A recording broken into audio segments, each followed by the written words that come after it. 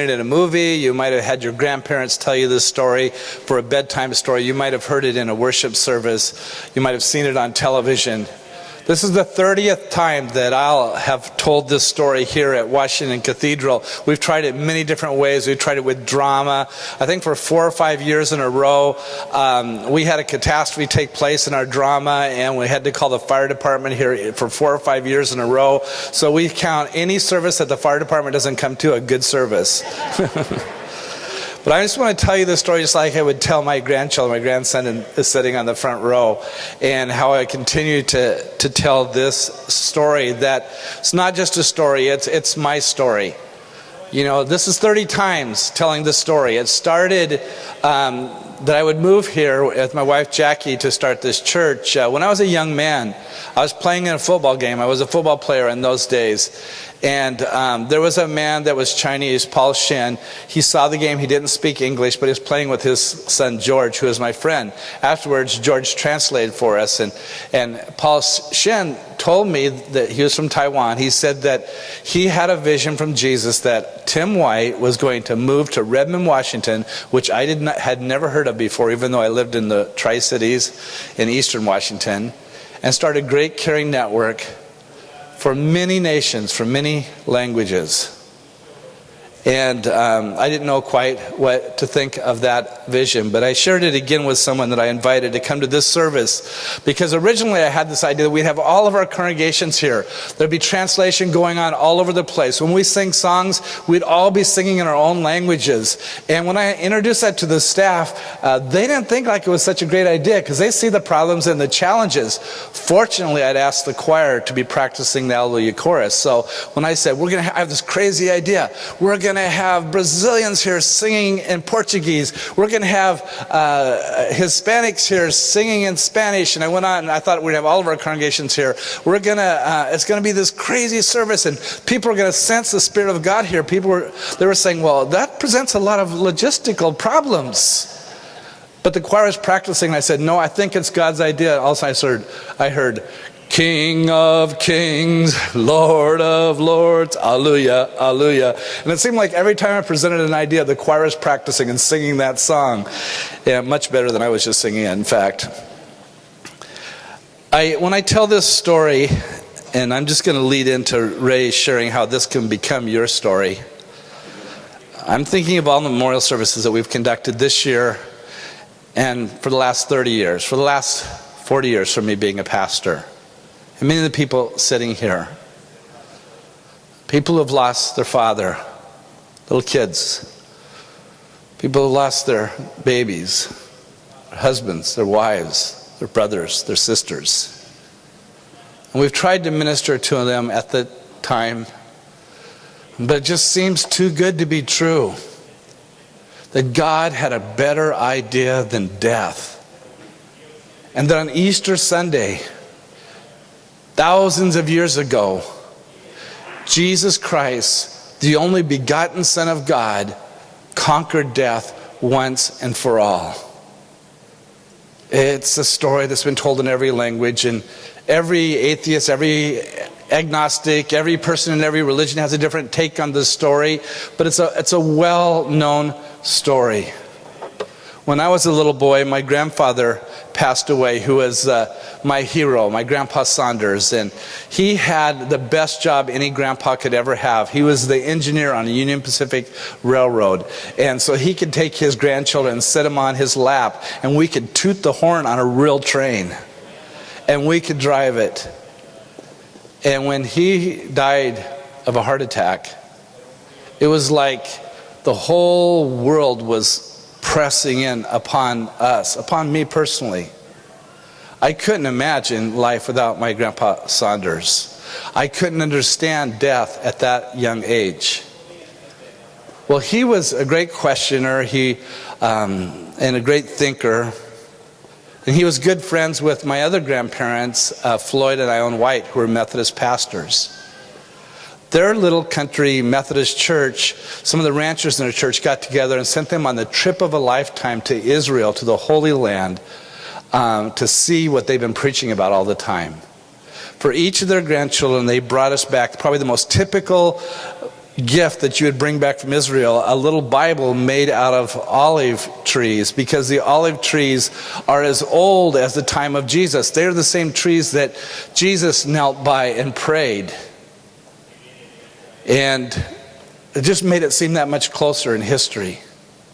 Someone sent me a picture of a great sequoia in the redwood forest and how it's much older than even 2,000 years ago. It goes way beyond that. Another person who knows all about trees told me that there's little tiny trees high up in the alpine that they grow older than 2,000 years old, and you would never guess it. So while it seems like a long time ago, it's still, according to the time of our planet, relatively recent. The only verse that's underlined in this by my grandma Ione, who when she passed away, it was so devastating for my grandpa. They had been lifelong friends since after World War I, that Grandpa White prayed that God would take him soon afterwards. He couldn't imagine living without his life partner. And we all prayed, God, overrule Grandpa's prayer. Don't take him. We still need him here. But Grandma Ione White, who is an ordained Methodist minister herself, underlined this verse, still in my Bible today. Still have it to this day. These are long-lasting Bibles. When Jesus said unto her, I am the resurrection and the life. He that believeth in me, though he were dead, yet shall he live. And that's the story that 2 billion Christians all around the planet in all different languages celebrate today on this Easter. It's going to be 2.6 billion by the year 2020, because the southern hemisphere, the gospel is exploding much more than the northern hemisphere. And so we remember the story. It was about Jesus. He never did anything wrong to anyone. He taught about love in a way that no one had ever taught about love. He taught about loving your enemies and loving your neighbors as though you'd treat them as they were yourself. Taught about turning the other cheek and forgiving. He talked about not judging. The lepers were there that no one would touch. Jesus reached out and touched them. The people that were scorned by Jesus, the sinners, the tax collectors, the Roman soldiers, Jesus called them friend and went to their home and built relationships with them. He did miracles. He made the blind see, the lame walk. He brought the dead back to life.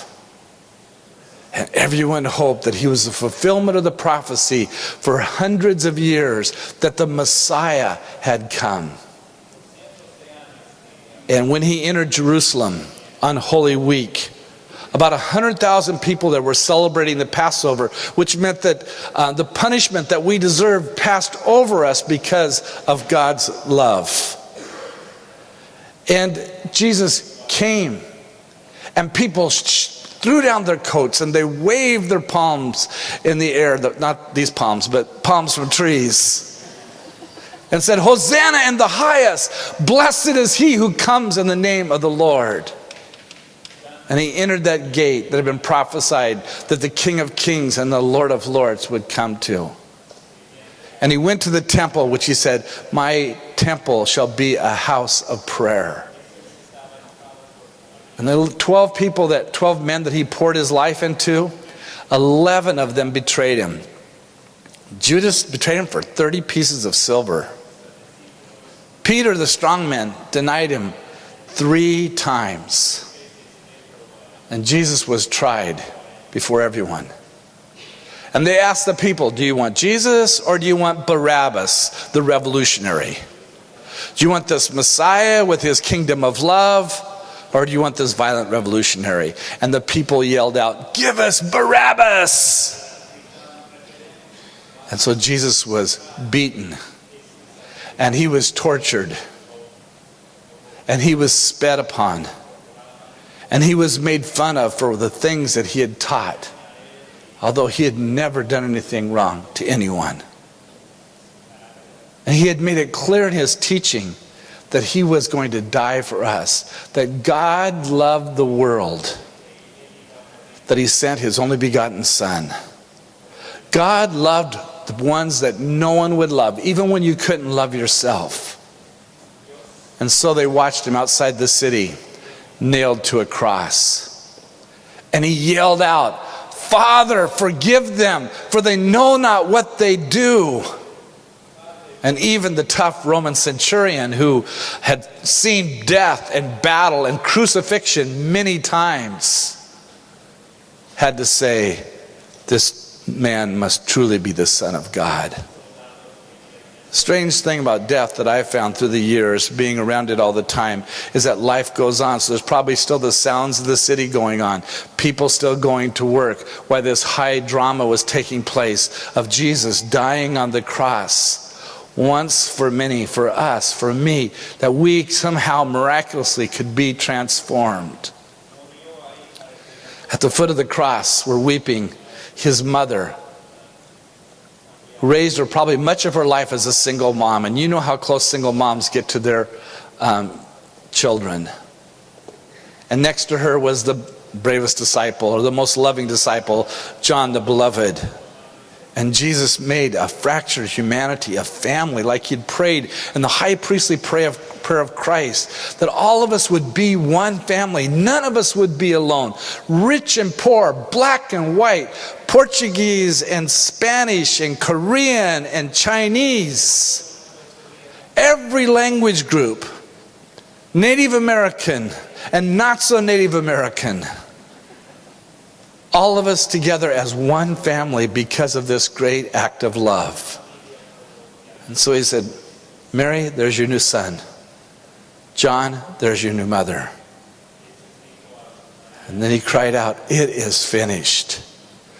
When Jesus died on the cross, it wasn't a typical event. The sun was blocked out by clouds. The veil in the temple was cut in two that separated a holy God and a sinful man. And there was sadness among everyone, and a sense of injustice. A tragedy had been taken. But Jesus was no one's victim. He was a victor. What looked like a setback was a setup, just as we've learned in this church in this 30 years. What looks like a